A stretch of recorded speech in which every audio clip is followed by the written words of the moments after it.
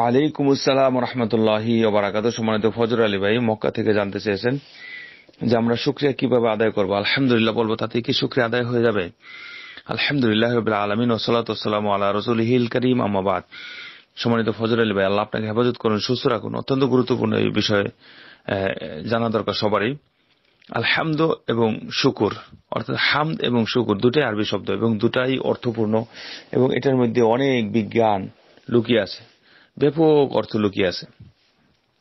হামদ এবং শুকুর দুটাকে কেউ কেউ একই অর্থে ব্যবহার করেছেন, যেমন ইমাম জারির আর তবারী রাহিমাহুল্লাহ তিনি একই অর্থ করছেন, কিন্তু মূলত তার অর্থের ব্যাপারে এরা অনেকে বিরোধিতা করছেন।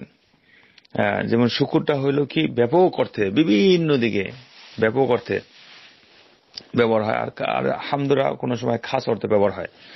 আর ইবনে কাসির রাহিমাহুল্লাহ তিনি ইবনে জারির তবারী রাহিমাহুল্লাহর কথাটাকে বিরোধিতা করছেন যে তার এটা ঠিক না।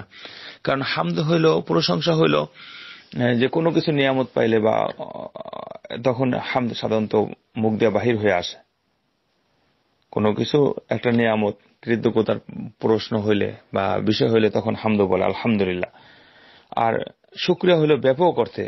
শুকরিয়া শব্দটা শুধু জিহ্বা দ্বারা উচ্চারণ করলে চলবে না, জিহ্বার উচ্চারণ হতে হবে, অন্তরে বিশ্বাস থাকতে হবে এবং অঙ্গ প্রত্যঙ্গ সমস্ত দিয়ে বাস্তবায়ন হইতে হবে, তখন শুকরিয়া আদায় হইবে। আর এটাই অনেকে প্রাধান্য দিয়ে অর্থ।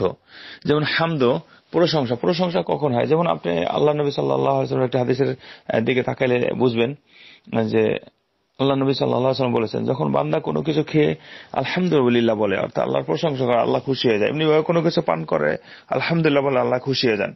নবী সাল্লাল্লাহু আলাইহি ওয়াসাল্লাম অনেক ক্ষেত্রে আল্লাহর প্রশংসা করছেন। দেখেন, নামাজের প্রথমে আমরা আল্লাহর কাছে বলি আলহামদুলিল্লাহি রাব্বিল আলামিন। তারপরে দেখুন রুকু থেকে উঠে কি বলি, রব্বানা ওয়ালাকাল হামদ হামদান কাসীরান তাইয়িবান মুবারাকান ফি। এমনি ভাবে আল্লাহ নবী সাল্লাল্লাহু আলাইহি ওয়াসাল্লাম আরো দোয়া করছেন, রব্বিলাকাল হামদু কামা ইয়ানবাগি লিজালালি ওয়াজহিকা ওয়া আযীমি সুলতানিক। আল্লাহর প্রশংসা করছেন, ওঠা বসায় চলাফেরায় জীবনের অনেক ক্ষেত্রে প্রশংসা দরকার। মুখ দিয়ে জিহ্বা দিয়া মুখ দিয়ে উচ্চারণ করে, অন্তরে বিশ্বাসের সাথে সাথে জিহ্বার উচ্চারণ চলতেই থাকবে আল্লাহর প্রশংসা। আল্লাহ নবী সাল্লাল্লাহু আলাইহি ওয়াসাল্লাম নতুন কাপড় পরার পরে যে দোয়াটি শিক্ষা দিয়েছেন যে আলহামদুলিল্লাহ আল্লাহুম্মা লাকাল হামদু আনতা কাসাউতানিহি। এই যে আল্লাহুম্মা লাকাল হামদ, আল্লাহ আপনার জন্য প্রশংসা, আপনি আমাকে এটা পরিধানের ব্যবস্থা করেছেন। এই যে আল্লাহর প্রশংসা, ওঠা বসা, আল্লাহর যে সমস্ত নিয়ামতগুলো আমাদের সাথে জীবনে সম্পৃক্ত, দেখলেই নিয়ামতের কথা মনে উঠলেই সবসময় আল্লাহর প্রশংসা করা দরকার। আপনি গাড়ি চালাইতেছেন, আল্লাহ নিয়ামত দিয়েছে, আল্লাহ শুকরিয়া করেন আলহামদুলিল্লাহ। আপনি একটা কাপড় পরছেন, আল্লাহ আপনার বস্ত্র ব্যবস্থা করেছেন, আপনার শরীর আবৃত, শরীর অথবা আবরুকে ঢাকার জন্য আলহামদুলিল্লাহ, আল্লাহর প্রশংসা করেন আলহামদুলিল্লাহ। আপনার স্ত্রীকে দেখেছেন আলহামদুলিল্লাহ, আল্লাহ আপনার ছেলে ফেলে দিয়েছে দেখে আলহামদুলিল্লাহ বলেন। আপনি একটা ভালো চাকরি পেয়েছেন আলহামদুলিল্লাহ বলেন। আপনি নিয়ামত পেয়েছেন আলহামদুলিল্লাহ বলেন। আপনি খেতে পারছেন আলহামদুলিল্লাহ বলেন। আপনি ঘুমাইতে পারছেন আলহামদুলিল্লাহ বলেন। আল্লাহ আপনাকে নিয়ামতের ব্যবস্থা করছেন আলহামদুলিল্লাহ বলেন। আপনি হাঁটতেছেন না, দুই পা শক্তি আছে, অনেকে হাঁটতে পারেন আলহামদুলিল্লাহ বলেন। আপনি দেখতে পারতেছেন, অনেকে দেখতে পারেন আলহামদুলিল্লাহ বলেন। আপনি কান দিয়ে শুনতে পারতেছেন, অনেকে শুনতে পারেন আলহামদুলিল্লাহ বলেন। আপনি জিহ্বা দিয়ে সুন্দর কথা বলতে পারতেছেন আলহামদুলিল্লাহ বলেন।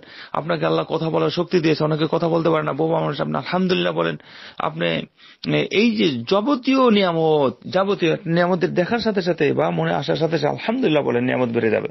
আর শুকরিয়ার ব্যাপক অর্থে যে আল্লাহ সুবহানাহু ওয়া তাআলা আমাদেরকে আল্লাহকে রব হিসাবে চিনার তৌফিক দিয়েছেন, দ্বীন ইসলামের প্রতি হেদায়েত দিয়েছেন, নবী সাল্লাল্লাহু আলাইহি সাল্লামকে আমাদের জন্য দিয়েছেন হেদায়েত স্বরূপ, আমাদের নবীর উম্মত হিসাবে আমাদেরকে আল্লাহ তৌফিক দিয়েছেন বা হেদায়েত দিয়েছেন। এই জন্য লাখো শুকরিয়া। এই জন্য শুকরিয়া কি, যে নামাজের মাধ্যমে আল্লাহ রাসূল আদেশ করেছেন, আল্লাহ আদেশ করেছেন নামাজ পড়তে, নামাজ যাইতে হবে। 5 ওয়াক্ত সালাতে হাঁটা চলা, ওঠা বসায়, ওযু করতে হবে, শীত গরম উভয় অবস্থায়, বলা যাবে না ঠান্ডা, ফরজ গোসল হয়ে গেলে ফরজ করে দেয়, এটা শুকরিয়া সব। রোজার দিনে রোজা রাখতে হবে, কেন? আল্লাহ ফরজ করছে, আল্লাহর বান্দা আমরা, রাসূলের আদেশ, আল্লাহর আদেশ, সুতরাং এটা শুকরিয়া। যখনই কোনো বিষয় আছে, নামাজ, রোজা, হজ, যাকাত, কালিমা, এইগুলি বলা, ওঠা বসা, চলা ফেরায়, জীবনের পারিবারিক, অর্থনৈতিক, সামাজিক সকল জীবনে, ব্যক্তিগত থেকে শুরু করে জীবনের প্রতিটি ক্ষেত্রে আল্লাহর আইনকে বাস্তবায়ন করা, আল্লাহর নিষেধ থেকে দূরে থাকাই বলা মূলত শুকরিয়া। সেটা অন্তর দেওয়া হইতে হবে, মুখ দেওয়া হইতে হবে এবং অঙ্গ প্রত্যঙ্গ দ্বারা হইতে হবে। যে সার্বিকভাবে সকল প্রকার অন্যায় থেকে দূরে থাকা, মহিলা এবং পুরুষ, এবং সকল প্রকার আদেশগুলিকে নিজের জীবনে বাস্তবায়ন করা সকল ক্ষেত্রে, তখনই শুকরিয়া আদায় হবে। যেমন আল্লাহ কোরআন মাজিদে বলছেন, লা ইন শাকারতুম লাযীদান্নাকুম ওয়া লা ইন কাফারতুম ইন্না আযাবি লাশাদীদ। তোমরা যদি আমার নিয়ামতের শুকরিয়া করো, আমি তোমাদের নিয়ামত আরো বাড়াই দেব, আর নিয়ামতের কুফরি করলে, অস্বীকার করলে কঠিন শাস্তি আল্লাহ দিবেন। অন্য জায়গায় আল্লাহ সুবহানাহু ওয়া তাআলা বলছেন, মান শাকারা ফাইন্নামা ইয়াশকুরু লিনাফসি, যে ব্যক্তি শুকরিয়া করবে নিজের জন্য শুকরিয়া করবে। এই জন্য তো শুকরিয়া করতে হবে। আল্লাহর নিয়ামতের শুকরিয়া অনেকে বোঝে না, অর্থ না বুঝে উল্টা পুল্টা করে। তো এটা হলো সংক্ষিপ্ত পরিসরে আল্লাহ সুবহানাহু ওয়া তাআলা আমাদেরকে আল্লাহর নিয়ামতের যাবতীয় শুকরিয়া সুন্দরভাবে কামা হাক্কাহু, যেভাবে তিনি চেয়েছেন বা যেভাবে করলে তিনি খুশি হবেন এবং আমাদের মুক্তি আসবে সেভাবে করার তৌফিক আল্লাহ আমাদের সর্ব অবস্থায় দান করুন। হাযা সাল্লাল্লাহু আলা নবিনা মুহাম্মদ। আসসালামু আলাইকুম ওয়া রাহমাতুল্লাহি ওয়া বারাকাতুহু।